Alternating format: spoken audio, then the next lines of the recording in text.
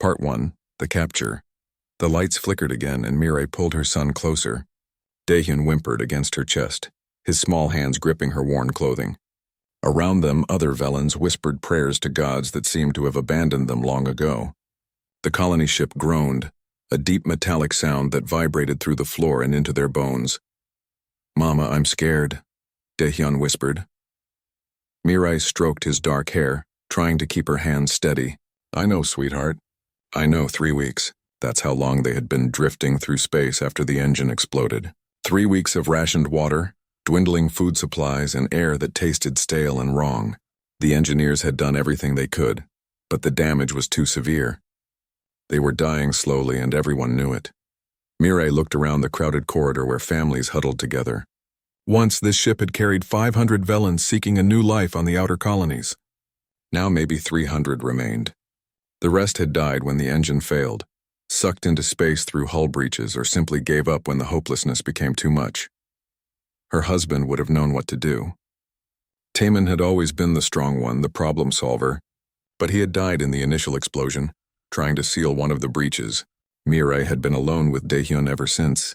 A sharp alarm pierced through the ship. People jumped, children cried out. It was a sound they hadn't heard in weeks. "The proximity alarm! Something's coming!" someone shouted.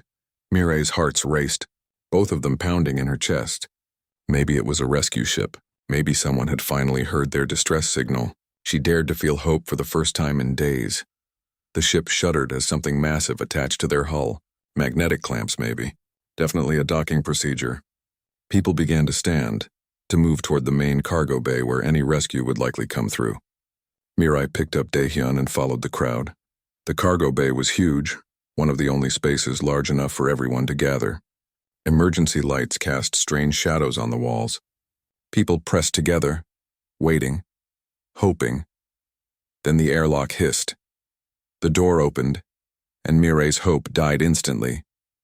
Humans. Soldiers in black armor poured through the airlock, weapons ready. Their faces were hidden behind helmets with glowing visors. They moved with precision, surrounding the Velans in seconds. More kept coming, at least 50 of them, until the Velans were completely trapped. Screams erupted. Parents grabbed their children. Some Velans tried to run, but there was nowhere to go. The human soldiers didn't shoot, but they didn't need to. Their presence alone was terrifying enough. Mirai knew about humans. Everyone in the galaxy knew about humans. They were the warriors, the conquerors, the species that had turned the tide of the border wars through sheer brutality. Humans didn't take prisoners unless they had a use for them. Humans didn't show mercy, and now they were here. One human stepped forward taller than the rest. She removed her helmet, revealing a face that looked almost Velan but wrong in subtle ways, sharper, harder. Her eyes were dark and calculating as she scanned the crowd. "I am Commander Jiwon Park of the Terran Defense Fleet," she said. Her voice was amplified somehow, echoing through the cargo bay. She spoke in perfect Velan, though her accent was strange. "Your ship violated Terran-protected space. Under wartime regulations, this is a hostile act." No. Mirai's mind raced. They hadn't violated anything. They were just trying to survive. But would the humans care? Would they listen? "However," Commander Jiwon continued, and something in her tone made everyone go silent. "We are not without reason. You are clearly in distress. Your ship is dying. We detected no weapons, no military signatures. You are refugees, not enemies." A murmur rippled through the crowd. Was this real? Were the humans actually going to help them? "But there are rules," Jiwon said, and her expression hardened. "Rules that even I cannot break. You entered protected space illegally. There must be consequences." Mirai felt her stomach drop. Here it came. The cruelty. The violence. She held Daehyun tighter, trying to shield him with her body. "All adults will be detained and processed through Terran security protocols," Jiwon announced. "This is not negotiable. You will be questioned, documented, and held until your status is determined. This could take months." People began shouting, protesting, some begged. Others wept. Jiwon raised her hand and somehow everyone quieted again. "But the children," she said, and her voice softened slightly. "The children are not responsible for navigation errors. They are not responsible for their parents' choices." She paused, letting her words sink in. "We will separate the children from the adults. They will be cared for aboard our vessel. and transported to a safe colony world. They will be fed, given medical care, and protected. This is a mercy we extend because we are not monsters, despite what you may have heard. Separate the children? Mirai's mind couldn't process it. Take Daehyun away from her? Send him somewhere without her protection?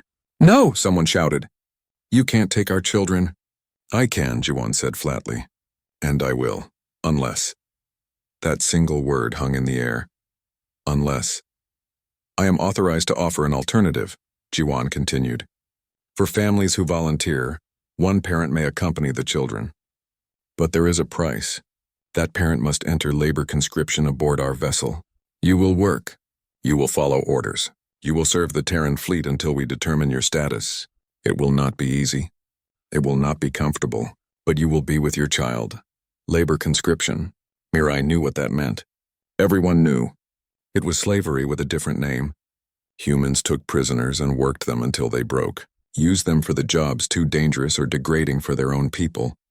Some said there were other uses too, darker purposes that people only whispered about.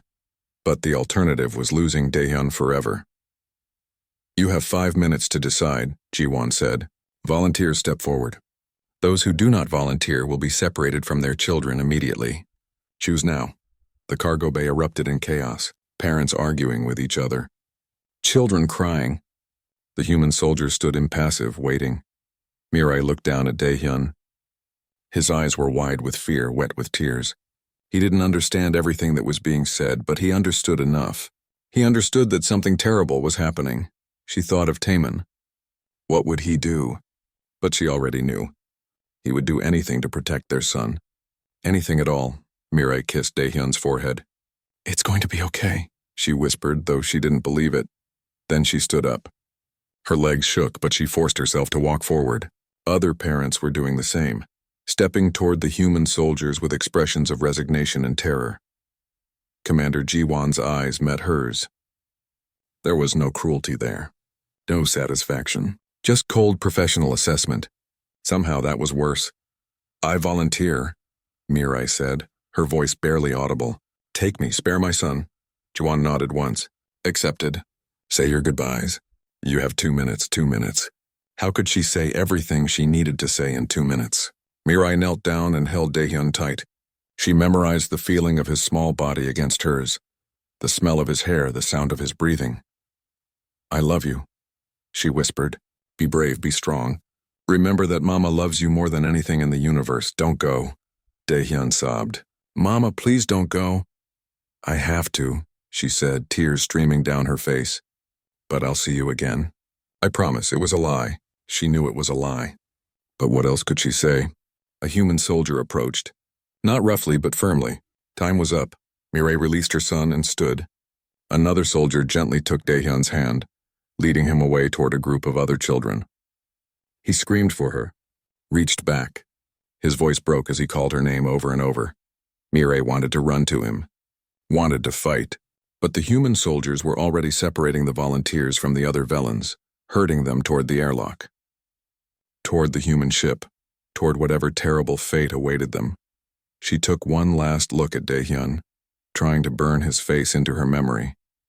Then she turned and walked into the darkness of the human vessel, leaving her heart behind. Part 2. The Impossible Choice. The human ship was nothing like Mirai expected. She had imagined dark corridors, cramped cells, the smell of fear and suffering. Instead, the passage they walked through was bright and clean. The walls were smooth metal marked with symbols she couldn't read. The air was cool and fresh, almost pleasant. It made her more afraid, not less. Mirai walked with 15 other Velans who had volunteered. Most were mothers like her. A few were fathers. All wore the same expression, resignation mixed with terror. They were being led deeper into the ship by 6 human soldiers. Not dragged, not forced, just guided. That seemed wrong somehow. They reached a large room with rows of benches. The humans directed them to sit.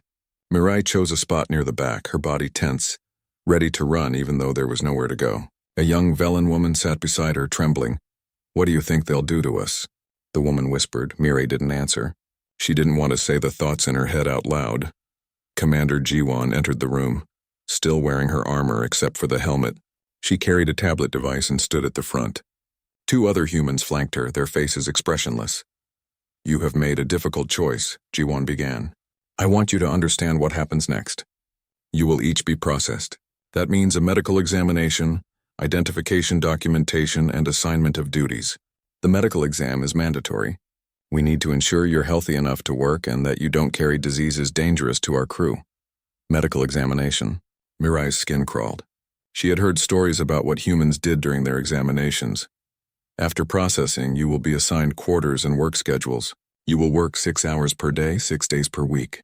You will have rest periods, meal times, and 1 full day of rest. You will follow orders from your supervisors without question. Disobedience will result in consequences. Do you understand? The Velans nodded mutely. What choice did they have? Good. Processing begins now. When your name is called, follow the indicated soldier. First Mirai, her name. They already knew her name. How? Mirai stood on shaking legs. A female human soldier gestured for her to follow. They walked down another corridor, turned left, then right. The ship was massive. Mirai tried to memorize the path but quickly lost track. If she tried to escape, she would just get lost. Not that escape was possible. They entered a small white room. It looked like a medical bay. Equipment lined the walls, some recognizable, most completely alien. A human woman in a white coat waited inside. She was older, with gray in her hair and a tired expression. Sit here, the doctor said in accented Velan, pointing to an examination table.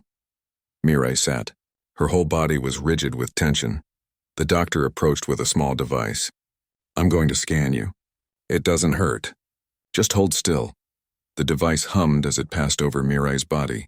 Lights blinked on its surface. The doctor frowned at a screen, made a note, then continued the scan. You're malnourished, the doctor said. Dehydrated. Signs of extreme stress. When did you last eat a full meal? I don't remember, Mirai admitted. Weeks ago, probably. She had been giving most of her rations to Daehyun. The doctor made another note. Any injuries? Pain anywhere. My side. From when the ship shook. I think I cracked something. Let me see. Mirai lifted her shirt hesitantly. The bruise had spread across her entire left side, a horrible purple-black color. The doctor's expression tightened. That's a fracture.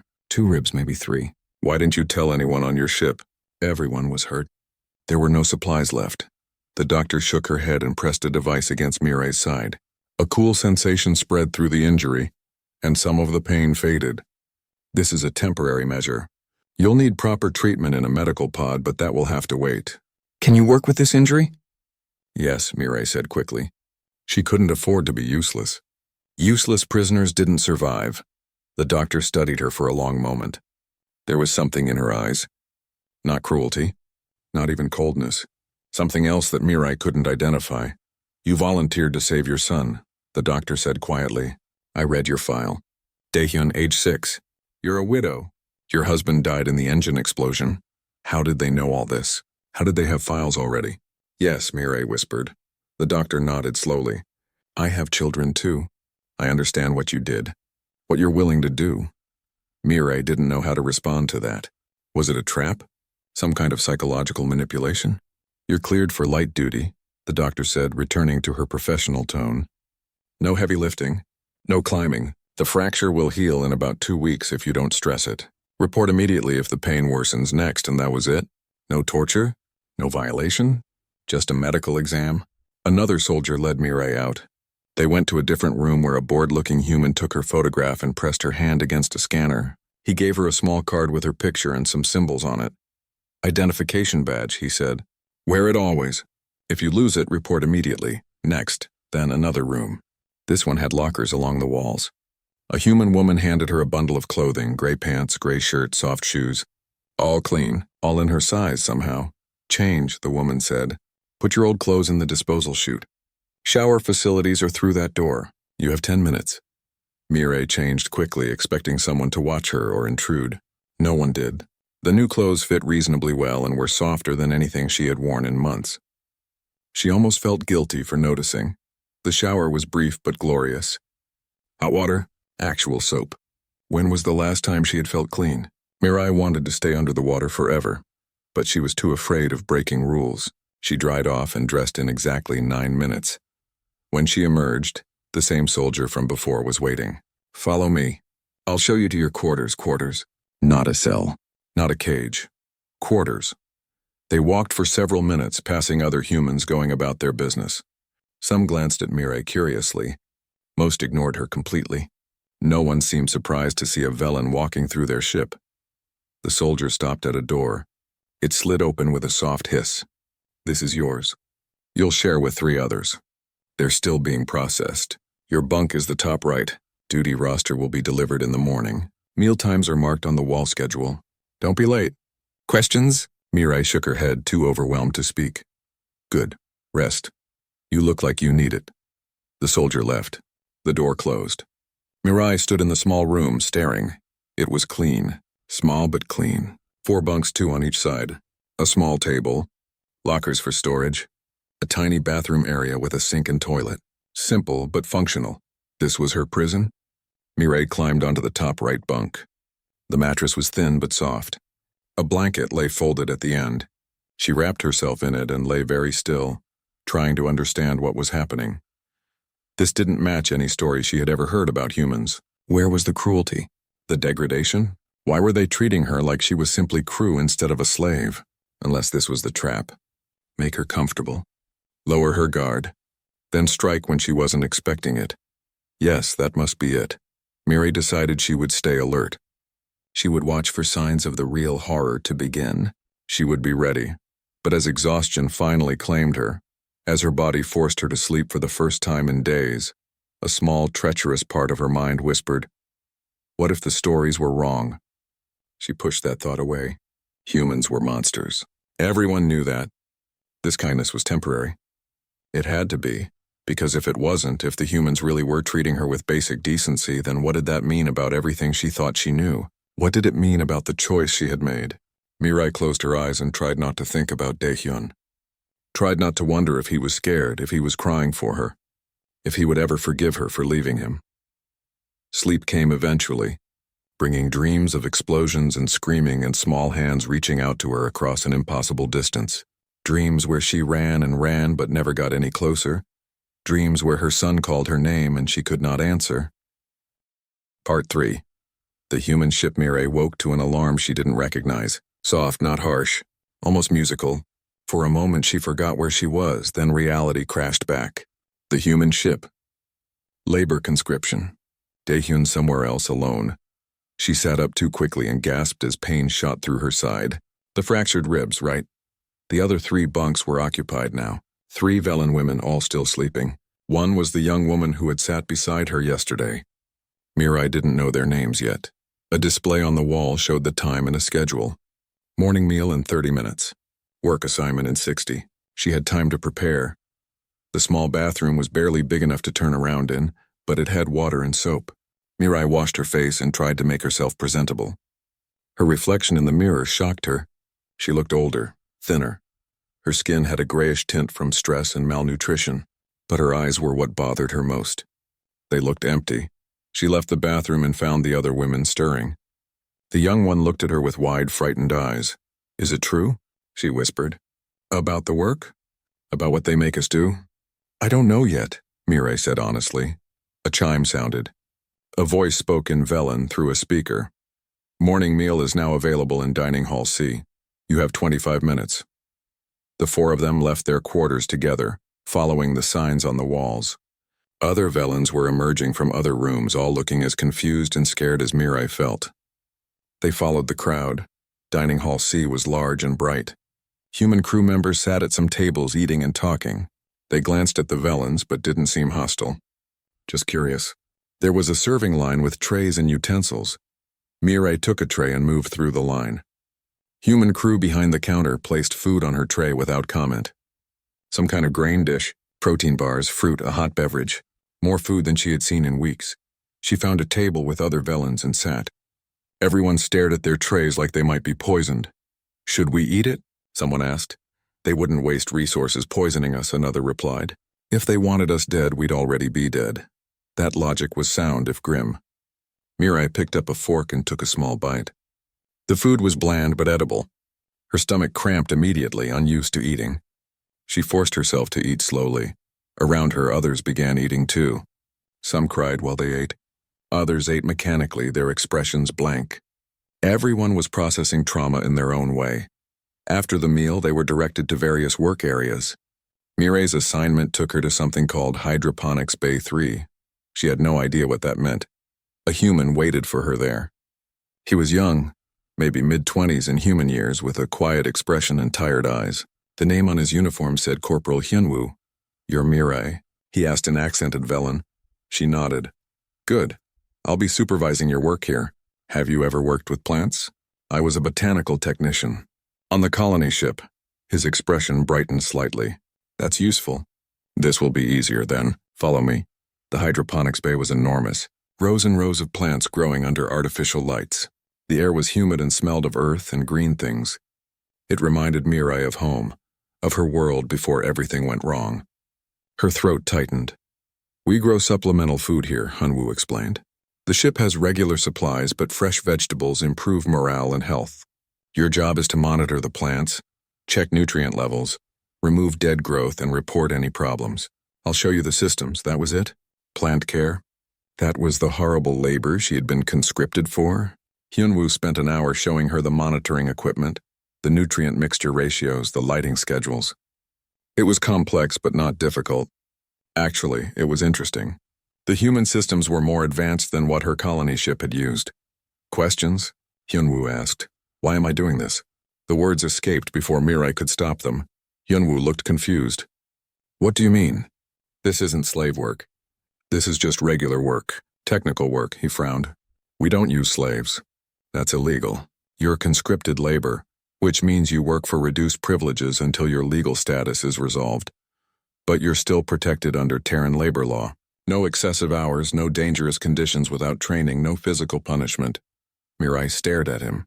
"But the stories say humans take prisoners and work them to death." "What stories?" He looked genuinely puzzled. "We take prisoners of war sometimes, yeah. They're detained according to the Warfare Convention. Enemy combatants, not refugees. But everyone says humans are cruel, violent, merciless." Hyunwoo was quiet for a long moment. "In war, yes. We fight hard. We don't give up. Some species find that scary, but we're not fighting you. You're not our enemy. You're refugees who had bad luck." He said it so matter-of-factly, like it was obvious. "Get started," he said. "I'll check on you in a couple hours. If you need anything, use the comm panel on the wall." Then he left her alone. Mireille stood among the plants trying to understand. She had expected torture, degradation. Instead, she was given work she was qualified for and left unsupervised. They trusted her not to sabotage anything, or maybe they just didn't care if she did. She started working because she didn't know what else to do. She checked nutrient levels, adjusted lights, removed some yellowed leaves. The routine was soothing. For brief moments, she could almost pretend she was back on the colony ship before everything went wrong. But then she would remember Daehyun, and the pain would return. The hours passed. Hyunwoo checked on her twice, both times professional and distant. He corrected one small mistake she made with the nutrient mixture, but didn't punish her for it. Just explained the right way to do it. When her shift ended, she returned to her quarters. The other women were already there, looking equally confused. "They had me organizing supplies," one said. "Just putting things on shelves." "That's all." "I was in laundry," another said. "Washing clothes." "They have machines that do most of it." "I just moved things around." The young woman who had asked about the work that morning looked close to tears. "They had me helping in the nursery. With the children. They let me see my daughter for a few minutes. Everyone fell silent. How is she?" Mireille asked quietly. "Happy, she's making friends. She drew me a picture." The woman pulled out a crumpled piece of paper showing stick figures. "She didn't even cry when I left." "Like she's already forgetting me." Mireille understood that pain too well. Days passed. Then weeks. Mireille fell into a routine: wake, eat, work, eat, sleep. The work was never hard. Hyunwoo was a quiet supervisor who left her alone most of the time. She learned the names of her roommates, Sujin, Hana, and Yoonji. They talked sometimes in the evenings, sharing fears and memories. Slowly, very slowly, Mireille began to understand something disturbing. The humans were treating them with basic decency. They were fed proper meals, given adequate rest. The work was real but not excessive. Medical care was available. She had her ribs properly treated in a medical pod after the first week. The pain vanished completely in minutes. No one hurt her. No one threatened her. No one even spoke to her harshly. It was wrong. It didn't match what she knew about humans. One night, about 3 weeks in, Mireille couldn't sleep. She lay in her bunk staring at the ceiling, her mind churning. She decided to explore a bit, just to walk off the restless energy. The corridors were quiet at night, but not empty. Crew members moved about on their duties. No one stopped her. No one questioned why she was wandering. She found herself near a viewing port. Space stretched out beyond the transparent material, endless and black. She stood there thinking about Daehyun, wondering where he was right now. If he was looking at the same stars. Voices caught her attention. 2 humans around a corner talking. She recognized Hyunwoo's voice. "How are they adjusting?" a woman asked. "Better than expected," Hyunwoo replied. "Mireille especially. She's good with the plants. Knows what she's doing, that's good. Captain wants them integrated smoothly. Did you see the request list for New Haven? Over 1,000 families volunteered to take in the children." Mireille's heart stopped. "Families taking in children?" "I know," the woman said. "The Velen community there is really stepping up. Makes the whole operation easier." "Velen community? On a human world? When do we arrive?" Hyunwoo asked. "Another week. The community center is organizing language classes and cultural orientation for the kids." Mireille pressed herself against the wall, trying to hear more, but the voices faded as the humans walked away. 1,000 Velen families, on a human colony world, volunteering to take in children. Nothing made sense anymore. Mireille returned to her quarters and lay awake until morning, her mind full of questions she was afraid to ask. Because if the humans weren't the monsters she thought they were, then what did that mean? What did it mean about everything she had believed? And what did it mean about the sacrifice she had made? Part 4, The Revelation. The next morning, Mireille could barely focus on her work. Her hands moved automatically, checking plants and adjusting systems, but her mind was elsewhere. The conversation she had overheard kept replaying in her head. Velen families. On human worlds. Volunteering. It didn't fit with anything she knew. Nothing fit anymore. Hyunwoo noticed her distraction. "Everything okay?" he asked during his midday check. "Fine," Mireille lied. Then, before she could stop herself, "Can I ask you something?" He looked surprised but nodded. "Sure. Are there really Velens living on human worlds?" His expression cleared. "Oh yeah, lots of them. New Haven has one of the biggest populations, maybe 50,000. They've been there for decades. 50,000. Mireille tried to process that number. "Why?" "Different reasons. Some came as refugees during the Karen conflict. Others came for work opportunities. Some just wanted to explore. Humans and Velens get along pretty well, actually. Similar environmental needs, compatible social structures. But humans are conquerors. Warriors." Hyunwoo laughed, though there was no humor in it. "Yeah, when we need to be. But most humans aren't soldiers. Most of us just live normal lives. Work, family, hobbies, same as anyone else." He paused, studying her carefully. "What exactly did they tell you about us?" "On your world?" "That humans fight wars for territory. That you destroy species who oppose you. That you take slaves and show no mercy." "Ah," he rubbed his face tiredly. "Some of that's true. We've fought wars, hard ones. We don't surrender easily. And we don't forgive attacks on our people. That makes enemies nervous. They spread stories, make us sound worse than we are. It's propaganda. But the border wars were brutal. Yeah. The Karen Federation tried to wipe out 3 human colonies, killed millions of civilians. So we hit back. Hard. We didn't stop until they couldn't hurt anyone else ever again." His voice was hard now. "But the Karens started it. They thought humans would be easy targets because we were new to space. They were wrong." Mireille had heard different stories about the border wars, about humans as the aggressors, but looking at Hyunwoo's face, she saw real anger there, real pain. Maybe there were 2 sides to every story. "We protect what's ours," Hyunwoo continued. "We don't apologize for that. But we don't prey on the weak. That's not who we are." He left shortly after, called away to handle something elsewhere. Mireille stood among the plants, feeling her entire worldview shifting. That evening, she couldn't stay quiet anymore. In their quarters, with just her roommates present, she told them what she had overheard. The conversation about Velen families on New Haven. The volunteers, what does it mean? Sujin asked. Why would humans let Velans live on their worlds? Maybe they use them, Hana suggested.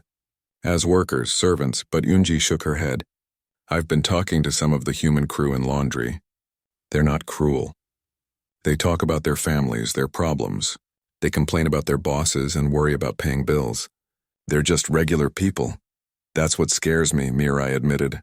If they're just regular people, then everything we believed was wrong. They sat in silence, each wrestling with that thought. The next day, Mirai decided to take a risk.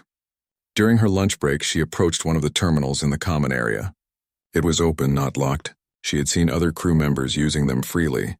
She accessed the public network.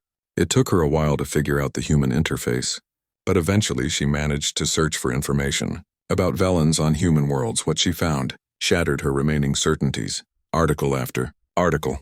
Images, videos, Velan. Communities thriving on human colony worlds. Mixed neighborhoods. Velan children in human schools. Humans and Velans working together, shopping together, living side by side. One article was about a Velan restaurant owner on New Haven who had won an award. The picture showed her smiling, standing between two human friends. Another was about a charity drive to help Velan refugees. Humans had donated millions of credits. A video showed a cultural festival where Velans and humans celebrated together. Everyone looked happy. Mirai's hand shook as she closed the terminal. This wasn't propaganda. These were real people, real communities, real lives. Everything she had been told was a lie. That night, unable to sleep again, Mirai left her quarters and walked the corridors. She needed to move, to think, to understand. She found herself near a different viewing area, larger than the first one. Several humans were there, off-duty crew relaxing. She almost turned back, but one of them noticed her. "Hey," a woman called out. "You're one of the Velans from the rescue, right?" Mirai froze. Rescue, that word. Not capture. Not conscription. Rescue. "Yes," she managed. "Come sit if you want. We're just watching the stars." It felt like a trap, but Mirai's curiosity overcame her fear. She sat at the edge of the group, tense and ready to run. The humans went back to their conversation. They were talking about a sports game, arguing good-naturedly about teams and players. They largely ignored Mirai, which somehow made her more comfortable. After a while, the woman who had invited her spoke again. "I'm Bora, engineering crew. Mirai, how are you holding up? This must be hard." The kindness in her voice was almost painful. "I don't understand," Mirai said. "Any of this." Bora looked at her with sympathy. "What don't you understand?" "Why you're being kind. Why you're treating us like people instead of prisoners. Why you rescued us at all. Why wouldn't we?" Bora seemed genuinely confused. "You needed help, but we're nothing to you. We're not human. We're not even allies." Bora exchanged glances with the other humans. One of them, a man with gray in his hair, spoke up. "Do you know why humans fight so hard in wars? Why we're so dangerous when threatened?" Mirai shook her head. "Because we're protective. Humans form bonds easily. We extend our protection to our family, our tribe, our species, and then beyond. We have a saying, we leave no one behind. When we see someone suffering, someone in need, most humans want to help." "It's instinct that doesn't make sense," Mirai said. "Helping others costs resources. It's inefficient." The man smiled sadly. "Maybe, but it's who we are. We're social creatures. We've survived as a species by working together, by protecting the weak, by helping each other. That instinct doesn't turn off just because someone's a different species. But you fight wars. You kill. To protect," Bora said firmly. "We fight when we're attacked. When our people are threatened. But we don't hurt people who haven't hurt us. We don't prey on the weak. That's not strength. That's cowardice." "The stories about humans say different. The stories are told by our enemies," the older man said. "By species we've fought. They're afraid of us because we won't surrender. Won't break, won't give up. That's scary. So they make us into monsters in their stories. But to our friends, to people under our protection, we're not monsters at all." Mirai thought about the Velan families on New Haven, the volunteers, the charity drives, the cultural festivals, the children, she said quietly. Where are they really going? "To New Haven," Bora said. "To families who want them. Most are Velan families who want to help their own people. Some are mixed families, humans and Velans together, who have experience with both cultures. All of them were screened carefully. All of them passed strict requirements. Your children will be safe, fed, educated, and loved. And us, the parents? Once we reach New Haven, you'll be released from conscription. Your legal status will be processed quickly since you're refugees, not criminals. You'll be reunited with your children. You'll be given housing assistance, job placement help, and integration support. After that, you're free. Stay on New Haven, go somewhere else, whatever you want. Mirai stared at her. That's it? That's it, but the labor conscription... You said there would be consequences. Bora looked uncomfortable. That was necessary. Commander Jiwan needed you calm and cooperative during the evacuation. Your ship was falling apart. If everyone had panicked, people would have died. The choice gave parents something to focus on, a way to protect their children. It kept things orderly, so it was a lie. It was a necessary strategy, the older man said. But think about it. Were you really conscripted? The work you're doing, is it slavery? Or is it just light duties to give you purpose while we travel? Mirai thought about her work in hydroponics, about the adequate food, the medical care, the clean quarters, the rest days, about how Hyunwoo treated her like a regular crew member, not a slave. The stories were wrong, she whispered. All of them. Not all wrong, Bora said. We are dangerous in war. We do fight hard. We have done terrible things when threatened. But we're not evil. We're just people. Flawed, complicated people trying to do the right thing most of the time. Mirai sat there as the humans returned to their conversation. Her mind was reeling. Everything she thought she knew was built on lies and propaganda. The humans hadn't captured them. They had rescued them. The labor conscription was just busy work to maintain order and dignity. The separation from the children was temporary, not permanent. And Daehyun was going to a place with thousands of Velans who would care for him. He would be safe. She had sacrificed herself for nothing. The humans had never intended to harm her or her son. Relief and anger warred in her chest. Relief that Daehyun was safe. Anger that she had been so afraid, that she had believed such terrible things about people who were only trying to help. But underneath it all was a new emotion. Hope. Maybe, just maybe, everything Part 5, the truth Mirai couldn't let it go. The relief was there, yes, but also confusion and a desperate need to understand. The next day after her shift in hydroponics, she found Corporal Hyunwoo doing equipment checks. I need to speak with Commander Jiwan, she said. Hyunwoo looked up, surprised. Why? I need answers. Real answers. About what's happening to us. To the children. He studied her face for a moment, then nodded. I'll put in a request. But she's busy.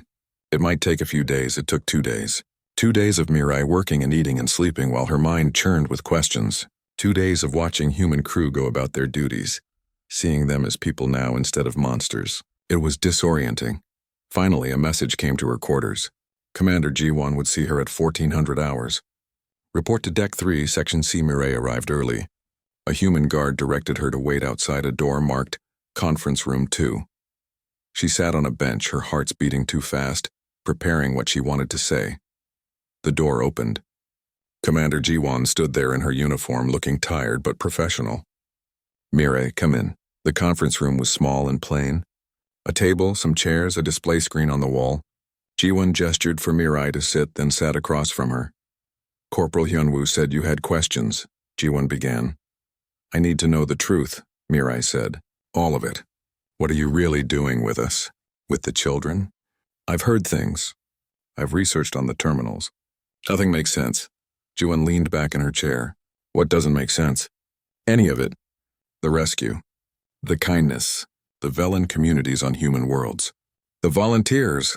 You made it sound like we were prisoners, like there would be consequences, but everyone treats us like regular crew. Why? Would you believe me if I told you the truth? Jiwan asked. Or would you think it's another trick? I don't know, Mirai admitted. But I need to hear it anyway. Jiwan was quiet for a moment, then nodded. All right. The full truth. We picked up your distress signal 6 days before we intercepted you. We were on patrol in this sector. Standard territory monitoring. Your signal was weak but clear. Ship in distress, life support failing, approximately 300 souls on board. She pulled up a display on the screen. It showed the Velan colony ship damaged and listing. The image was dated almost a month ago. By the time we reached you, you had maybe 2 days of breathable air left. Maybe less. Your engine was beyond repair. Your hull had multiple micro breaches. You were dying slowly. Mirai remembered those final days. the desperation, the acceptance that they wouldn't survive. We had several options, Jiwon continued. 1. Ignore the signal. You were in protected space illegally and technically, we could have left you. That's what most species would have done. Not our problem. Why didn't you? Because we're human. We don't leave people to die if we can help them. It's against everything we believe in. Jiwon's voice was firm. Option 2. Board your ship, evacuate everyone, and sort out the legal issues later. That's what we chose. But the labor conscription was a psychological operation, Jiwon said bluntly. Not against you, for you. Let me explain the problem we faced. We had 300 terrified Velans who believed humans were monsters. Your culture's propaganda about us is extensive. We knew that if we just showed up and said we're here to help, you wouldn't believe us. You'd panic. People would fight. People would hide. In a dying ship, panic kills. The screen changed to show evacuation projections, multiple scenarios with casualty estimates. If we had done a standard evacuation with uncooperative refugees, our projections showed we'd lose between 50 and 100 people. Stampedes, accidents, people hiding in dangerous areas. Unacceptable. So you lied, Mirai said. We created a situation you could understand, Jiwon corrected. We presented ourselves as the threatening force you expected. Then we offered a choice that gave you control. Parents could protect their children by volunteering. It gave everyone a role, a purpose, a reason to cooperate. But we thought we were sacrificing ourselves. I know, and I'm sorry for that. But it worked. The evacuation was orderly. We got everyone off that ship safely, 0 casualties.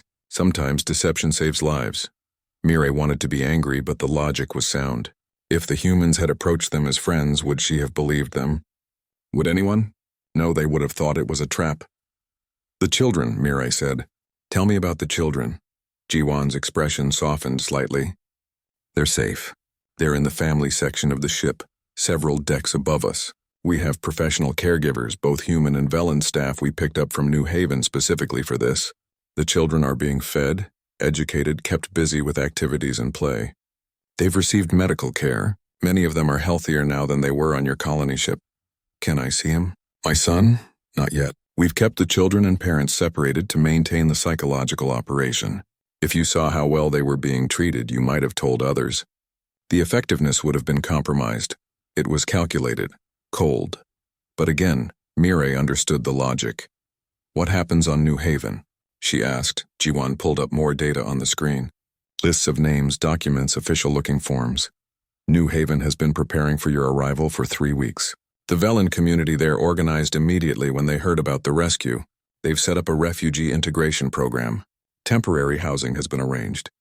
Job placement services are ready. Language and cultural classes for anyone who needs them. She scrolled through images of buildings, community centers, housing complexes.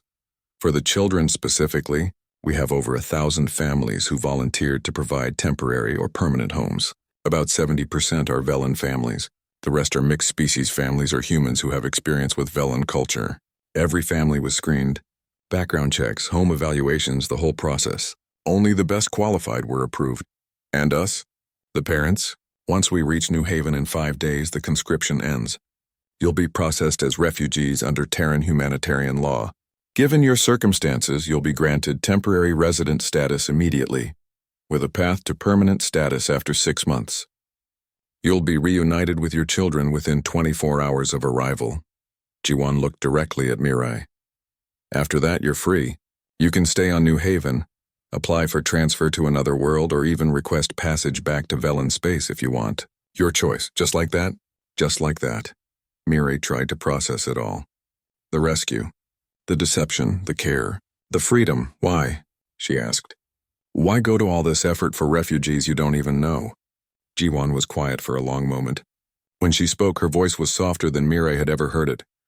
I have a daughter. She's 8, lives with her father on Earth because my career keeps me in space. I miss her every day. She paused. When I saw the data from your ship, saw there were children dying slowly in space, I thought of her.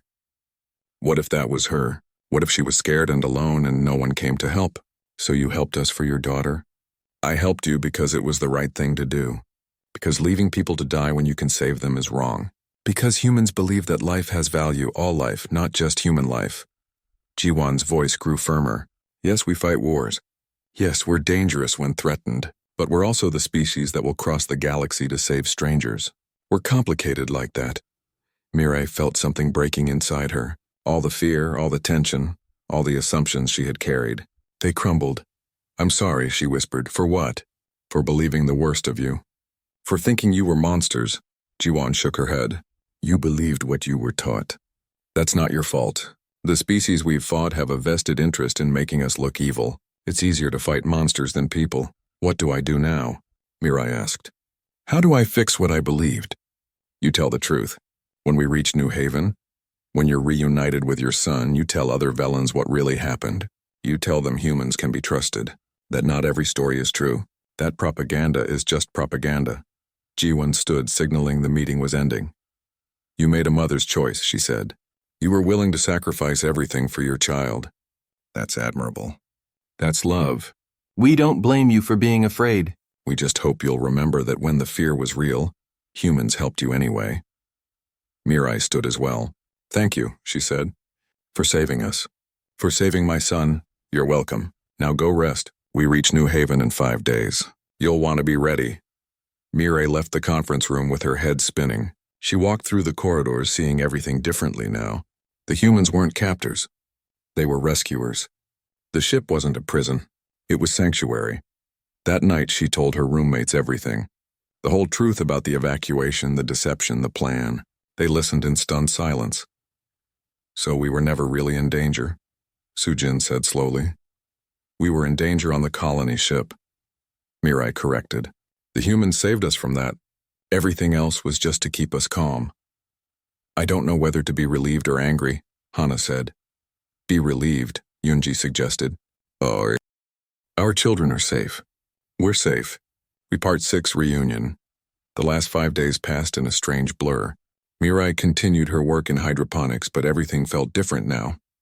She spoke with the human crew members more freely, asked questions, learned about their lives, their families, their worlds. Hyunwoo told her about his hometown on Earth, a city built on mountains where ancient temples stood next to modern buildings.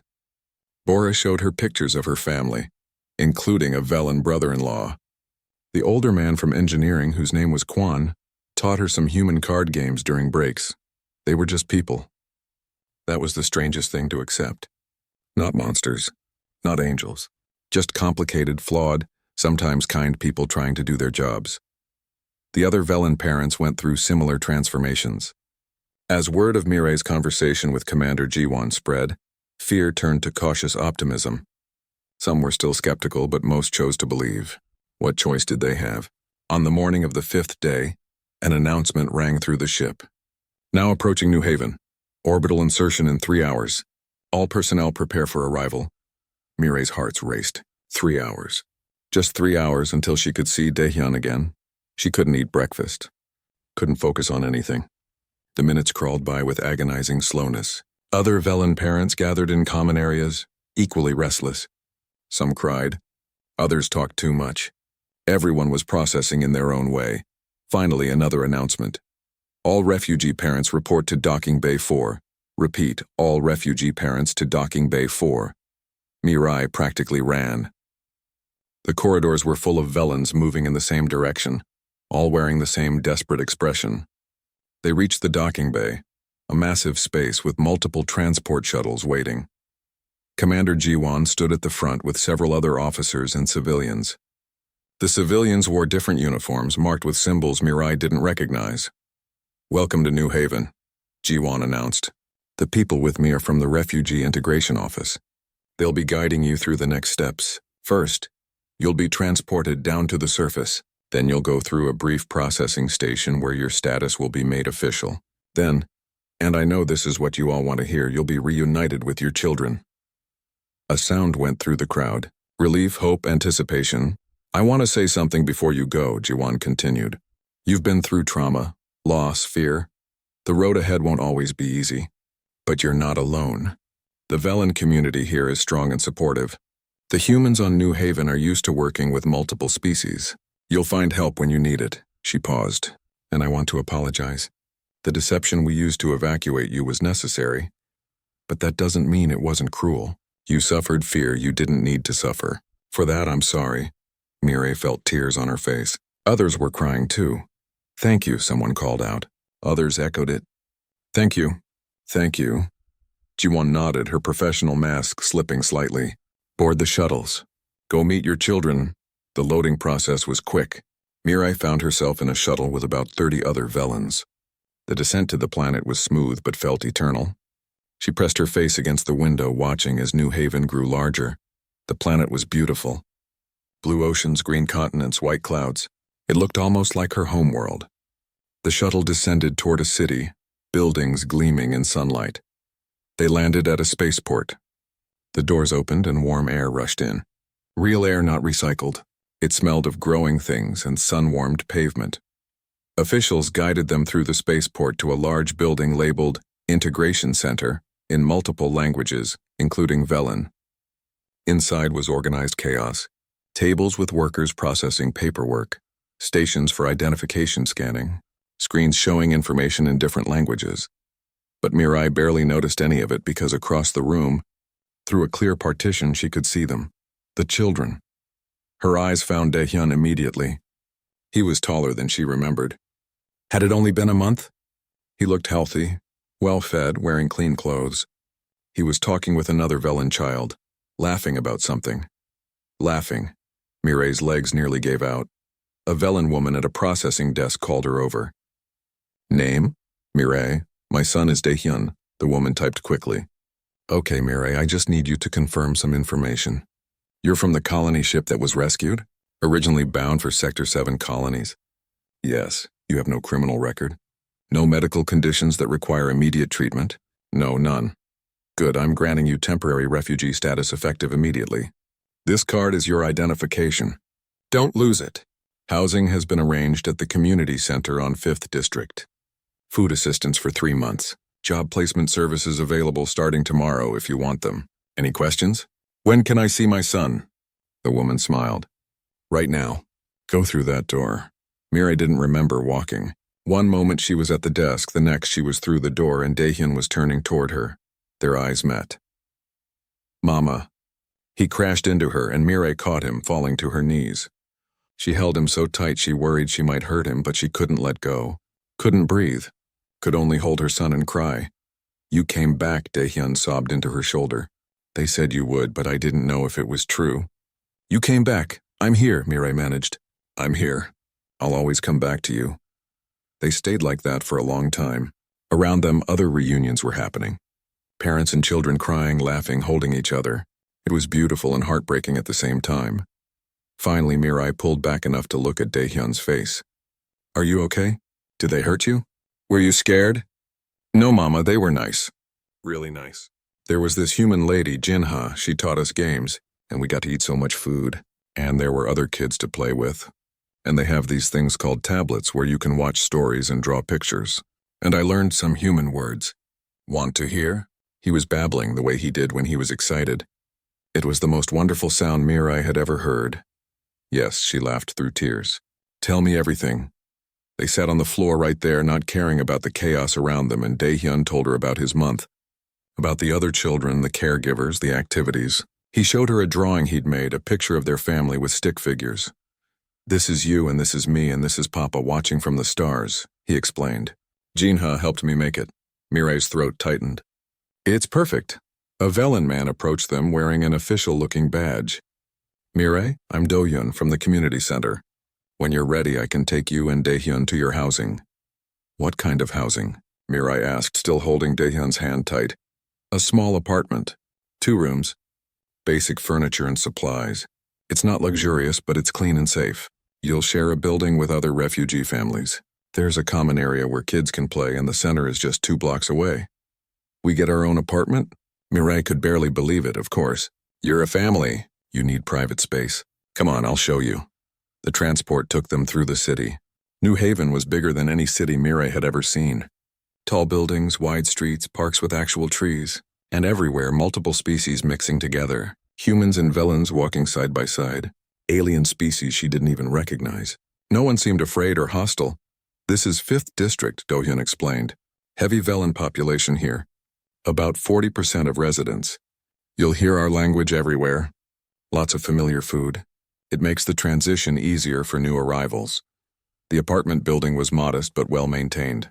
Do-hyun led them to the third floor to a door marked 3C.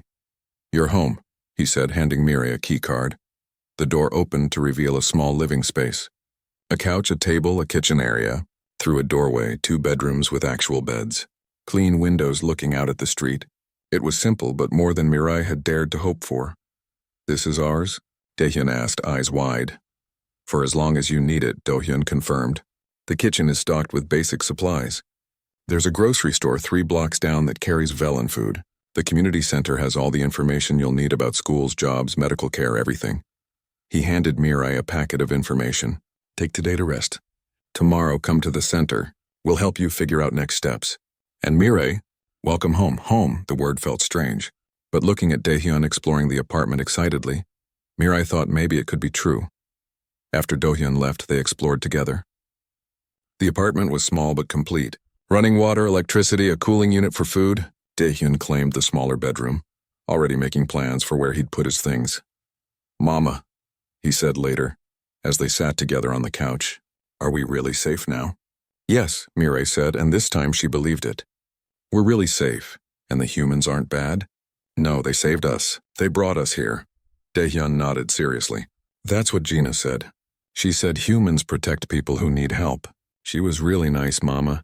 She taught me a game called Rock, Paper, Scissors. Want to learn?" "Yes," Mirai laughed. "Teach me." They played silly games, ate food from the kitchen, talked and laughed and slowly released the tension of the past month. That night, Mirai lay in an actual bed in a safe room on a peaceful world, listening to her son breathing in the next room. They had made it. Against all odds, they had survived. And the humans who she had feared so much. Part 7. The New Beginning. 3 months passed like a dream. Mirai stood in the community center's greenhouse, checking the nutrient levels on a row of Velen ferns. Outside the windows, New Haven's autumn was beginning, leaves turning colors she had only seen in pictures. The greenhouse was her workplace now, a job the center had helped her find using her botanical skills. "These are looking healthy," her supervisor said, a human woman named Yuna. "You have a real talent for this." "Thank you," Mirai replied, still sometimes surprised by how normal everything had become. Those first weeks had been overwhelming. So much to learn, so much to adjust to. The language classes at the center, learning to read human symbols and speak basic phrases. The cultural orientation sessions explaining human customs and laws. The job training in apartment management and learning to navigate public transport. But the Velen community had helped. Neighbors brought food and advice. Other refugees shared their experiences. Slowly, impossibly, this strange world began to feel less strange. Do-hyun adapted even faster. Children always did. He was enrolled in a mixed-species school where human, Velen, and other alien children learned together. He came home each day full of stories about his friends and lessons. His Velen was now mixed with human words, and he thought nothing of it. "Mama, can Junho come over tomorrow?" he would ask. Junho was his human best friend, a boy who lived 2 buildings over and loved the same games Do-hyun did. "Of course," Mirai would answer, and she would mean it. The fear had faded. Not all at once, but gradually, day by day as humans proved themselves to be simply people, good and bad, kind and indifferent, just like any species. Her co-worker Yuna talked about her dating troubles. The human man at the grocery store remembered Mirai's usual order. The Velen woman in the apartment below watched Do-hyun when Mirai worked late. Life became ordinary in the best possible way, but Mirai hadn't forgotten what the humans had done for her. What they had risked, what they had given. That's why she was here today in the center's meeting room waiting. The door opened. Commander Jiwon walked in, now in civilian clothing. She was on shore leave, taking a break from her duties on the Indomitable. "Mirai," Jiwon said with a slight smile. "You wanted to see me?" "Yes, thank you for coming." Mirai gestured to a seat. "I heard you were on New Haven. I wanted to talk to you." They sat across from each other. It was strange seeing the commander in regular clothes, looking less intimidating and more like a tired woman enjoying time off. "How are you settling in?" Jiwon asked. "Well, very well, actually. Do-hyun is thriving. I have work I enjoy. We have a home."